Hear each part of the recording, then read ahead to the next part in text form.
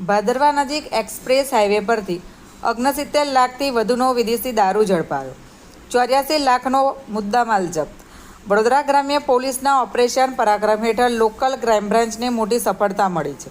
ભાદરવા police station વિસ્તારમાં આવેલા દિલ્હી મુંબઈ એક્સપ્રેસ હાઈવે પરથી ભારતીય બનાવટનો વિદેશી દારૂ ભરેલો ટાટા આઈસર ટ્રક ઝડપી પાડવામાં આવ્યો છે.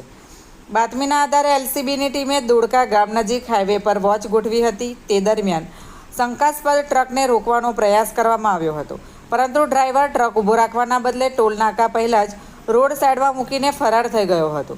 પોલીસે ટ્રકની તપાસ કરતા અંદરથી 1152 પેટીમાં ભરેલી કુલ 55,296 વિદેશી દારૂની બોટલો મળી આવી હતી, જેની કિંમત અંદાજે 69,12,000 રૂપિયા છે.